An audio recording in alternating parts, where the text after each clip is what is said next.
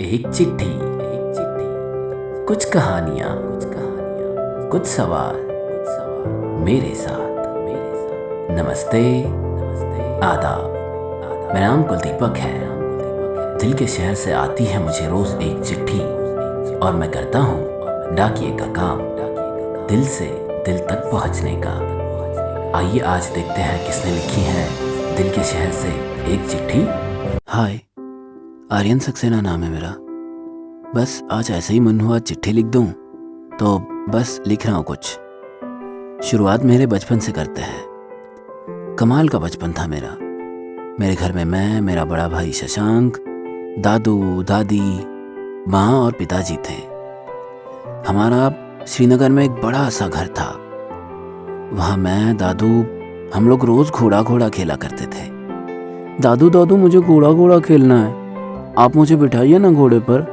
अच्छा, मेरे बेटे को घोड़ा खेलना है, चलो बहुत अच्छी बात है, चलो मैं तुम्हें घोड़ा खिलाता हूँ, आओ बैठ जाओ। चल मेरे घोड़े, मैं दादू से कहता। फिर जब भी मुझे सेब खाने का भी मन होता तो मैं दादू से कह देता, दादू मुझे सेब खाने हैं। हाँ क्यों नहीं, सेब खाएंगे, बिल्कुल खाएंगे, मेरे पोते को सेब खिलाने। दादू मुझसे बहुत प्यार करते थे। मैं घर में सबसे छोटा था तो मेरा लाड प्यार ज्यादा होता था। बस दादू हमेशा मेरे साथ ही रहते। हाँ, कभी कभी शशांक कहता, दादू आप बस उससे ही प्यार करते हो, मुझे प्यार ही नहीं करते हो। अरे ये मेरा छोटा पोता है, मेरा लाडला है, मैं इससे लाड प्यार तो करूंगा ही, दादू कहते। वो सर्दियों के दिन थे।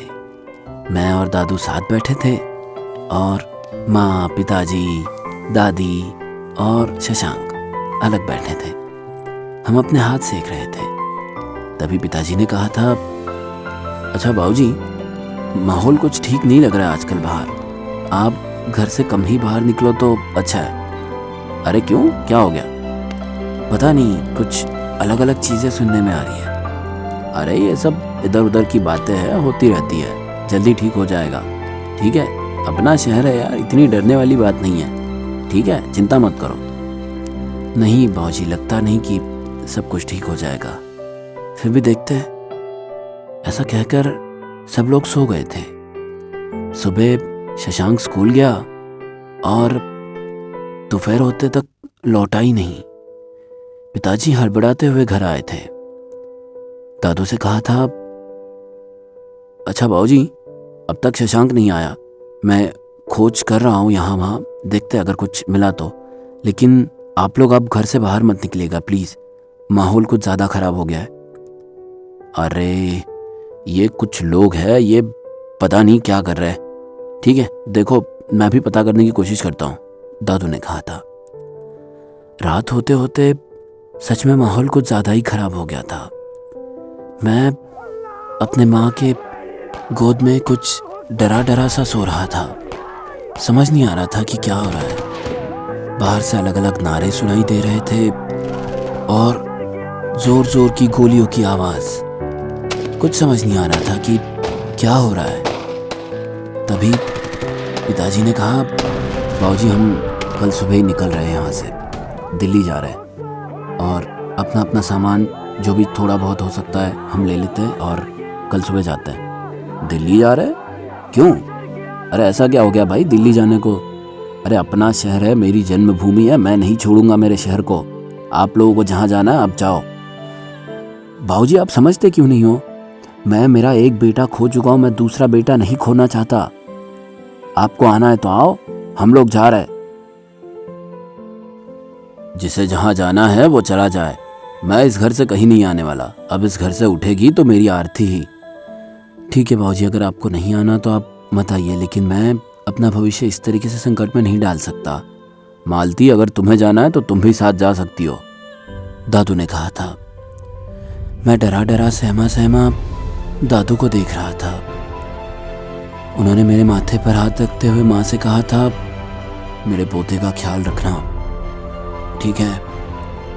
मुझे याद है आज भी कि माँ ने किस तरीके से मुझे छुपाते हुए गाड़ी में बिठाया था। मेरी नजरें दादू को ढूंढ रही थी, लेकिन दादू ने मना कर दिया था आने के लिए। हमारी गाड़ी सरपट दौड़ी जा रही थी सड़कों पर से।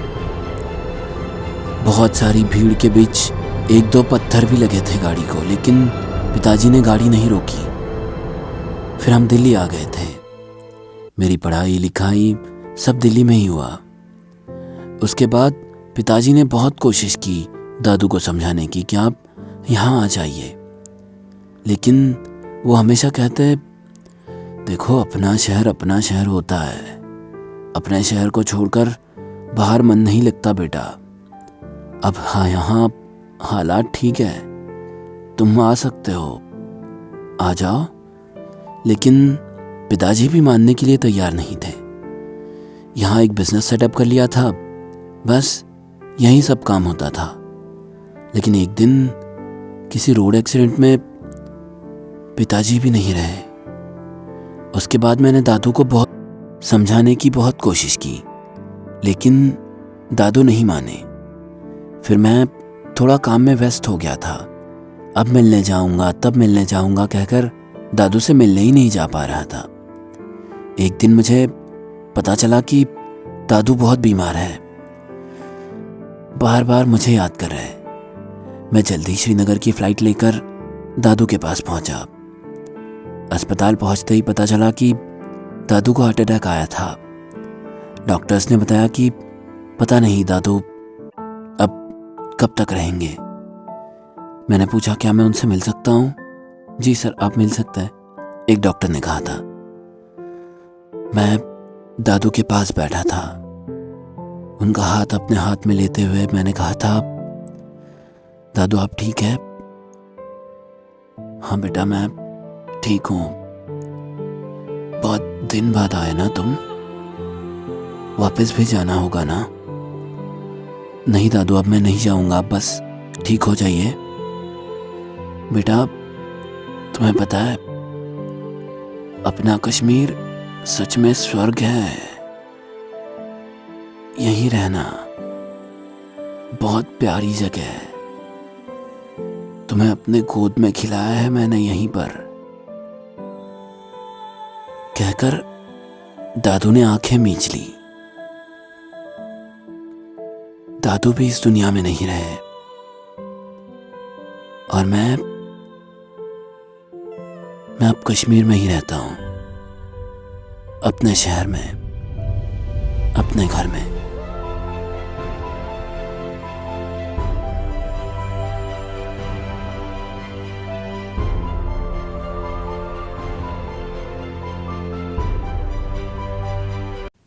जी हाँ, ये भी एक इतिहास रह चुका है हमारे देश का। ना जाने कितने कश्मीरी पंडितों के परिवार तिनके की तरह बिखर गए। क्या उन्हें आज भी न्याय मिला है? जवाब ना है।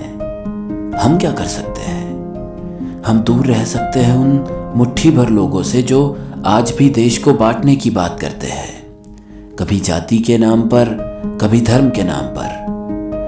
बस और हमारे नेताओं से मांग कर सकते हैं कि उन लोगों को उनका न्याय मिले।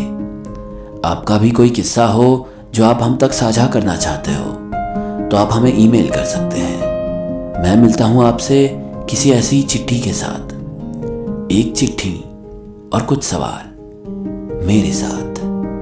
तब तक आप अपना और अपनों का खूब ख्याल रखिए।